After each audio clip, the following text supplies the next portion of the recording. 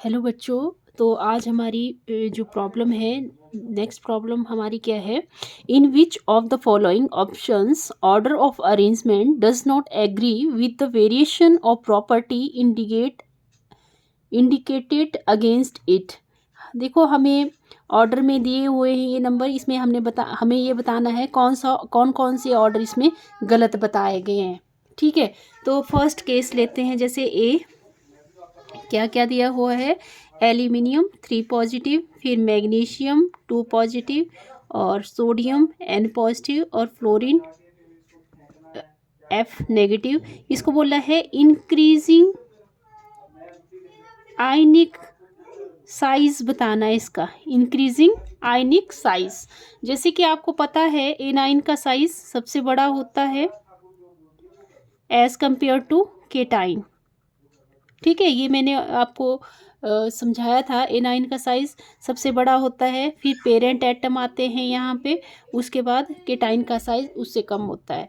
तो इस वाले केस में देखो, एनाइन क्या है, F नेगेटिव, फिर 1 केटाइन है यहाँ पे, फिर यहाँ 2 केटाइन है मैग्नीशियम में, और यहाँ 3 पॉजिटिव है। तो ये तो ऑप्शन ठीक है, ये इंक्रीजिंग आयनिक साइज में ही लिखा हुआ है, ये ऑप्शन करेक्ट है हमारा। इसमें पूछा गया है जो करेक्ट नहीं है, जो हमें नीचे ऑप्शन ऑर्डर में दिए हैं, ये कौन कौन से ऑप्शन इस ऑर्डर को फॉलो नहीं कर रहे हैं। तो फर्स्ट ऑप्शन तो फॉलो कर रहा है। ठीक है, फिर सेकंड ऑप्शन है boron, carbon, nitrogen, oxygen, increasing first ionisation enthalpy. First ionisation enthalpy मतलब आपको ने जैसे boron, carbon, nitrogen, oxygen. Boron का एटॉमिक नंबर होता है 5, कार्बन का 6, नाइट्रोजन का 7, ऑक्सीजन का 8।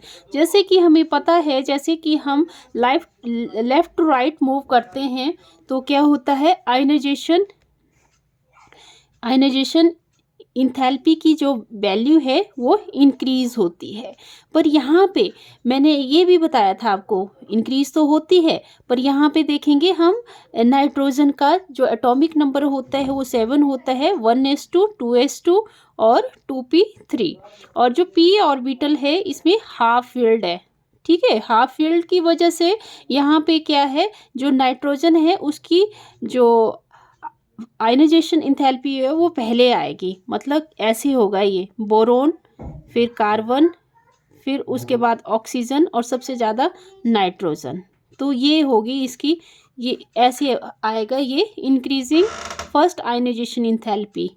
ठीक है, फिर ये नेक्स्ट ऑप्शन है हमारा आयोडीन, ब्रोमीन, क्लोरीन और फ्लोरीन। ये भी हमें इलेक्ट्रॉन गेन इंथैल्पी मतलब इंक्रीजिंग ऑर्डर में लगाना है। तो हमें पता है, ये भी बताया है मैंने आपको पहले भी, फ्लोरीन फूलो कलियो बहारो इंडिया आओ। ठीक है, फूलो कलियो बहारो इंडिया आओ। तो हमें पता है फ्लोरीन का साइज स्मॉल होने की वजह से इलेक्ट्रॉन की रिपल्सन इसमें बहुत ज़्यादा होती है।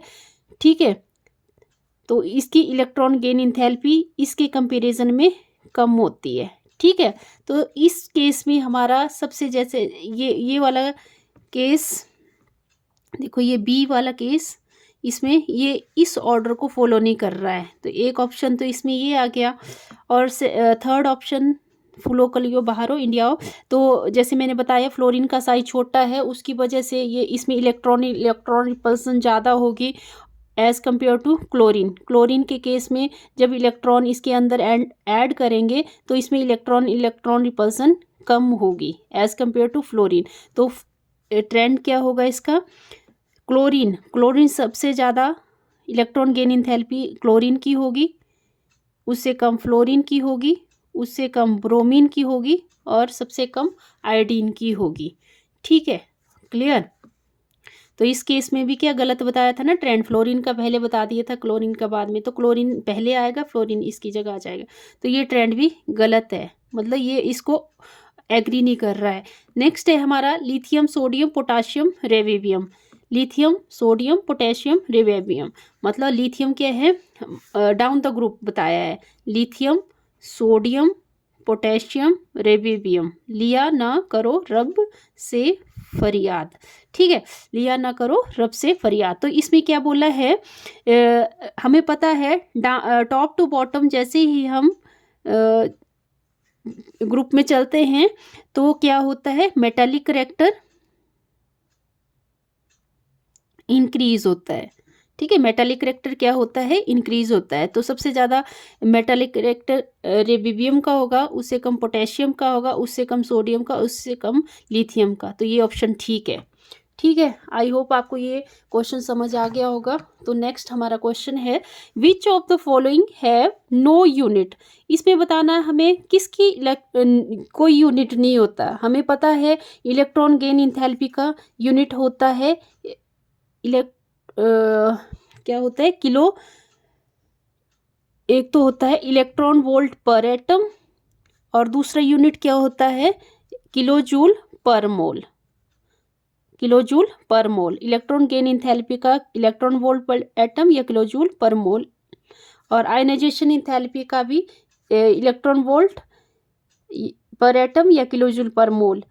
पर हमें पता है इलेक्ट्रोनेगेटिविटी का कोई यूनिट नहीं होता। ठीक है, इलेक्ट्रोनेगेटिविटी का कोई यूनिट नहीं होता और मेटालिक करेक्टर का भी कोई यूनिट नहीं होता है। तो इसमें ये ऑप्शन एक ये हो गया, ये एक ये हो गया, इनका कोई यूनिट नहीं होता है।